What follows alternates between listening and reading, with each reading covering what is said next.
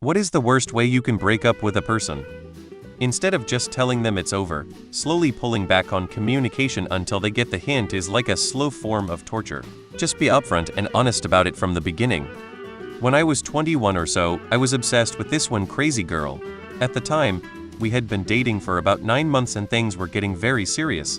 I was even thinking about marrying this woman so that I could spend the rest of my life with her. She practically lived with my roommate and she still had her own apartment and her own roommate, but literally half of her stuff was at my place. One day she told me that her mom was coming up to visit for the weekend and that she didn't want her mom to know that she would always spend the night with me. She asked me to help pack up all of her things so that her mom won't get suspicious of us. So I spent my entire Friday night packing up all of her movies and clothes, all of her special shampoos, and all of her textbooks. It took hours to get every packed up and put into her car, and at the end of it all, I was completely exhausted. Then she told me that she lied. Her mom wasn't coming up for the weekend, she was breaking up with me and she wanted me to help her pack up her things before dumping me. That was pretty bad. When my boyfriend broke up with me, he did it over text by asking about my day.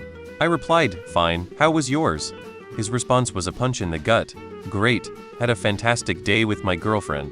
Little did I know, he had been cheating on me and chose to leave me for his mistress.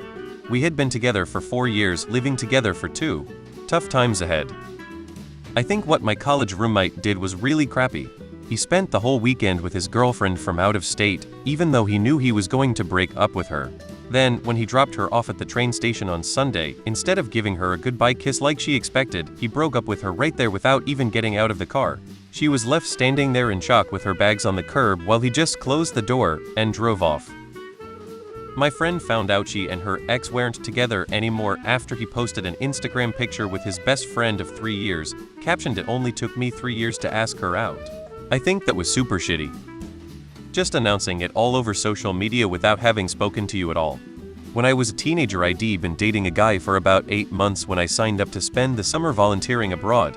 As part of the medical assessment to volunteer, I had to do a pregnancy test, which came back positive. I told him at school. He said he needed time to think, and walked away, so I gave him time. 2 days later he texted me to say that it's over, he doesn't want anything to do with me or the baby, and not to contact him again. So I didn't contact him again, even when I found out that I wasn't pregnant, and I actually just had a small tumor that was causing me to produce the pregnancy hormone that pregnancy tests detect.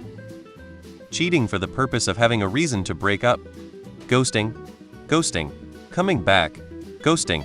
Coming back, saying you want to get back together, letting the other person make plans and feel hopeful and happy and then say you actually haven't changed your mind about the ghosting and be cruel and hateful. Then ghost again. I got a Facebook message from my wife telling me to not come home and our marriage is over. You and me are Donian rings. 25F. My last 3 and only relationships. 1.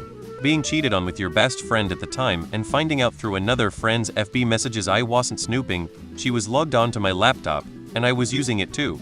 Being left for someone else after 4 years lived together for 2 years. 3. Being dumped on the day your uncle died and over a health condition you have zero control over. I've been single for almost 2 years now.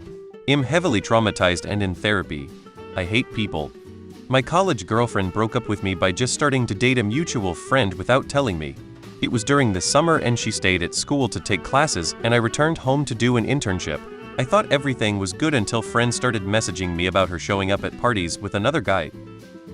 My ex enticed me to have sex with her, then asked me to the balcony, and proceeded to explain why I was a piece of shit and a loser for 2 hours and then called me an Uber and walked me all the way to the lobby to make sure I left, but made sure I noticed she had taken a bottle of white wine and 2 glasses out to be used once I was gone.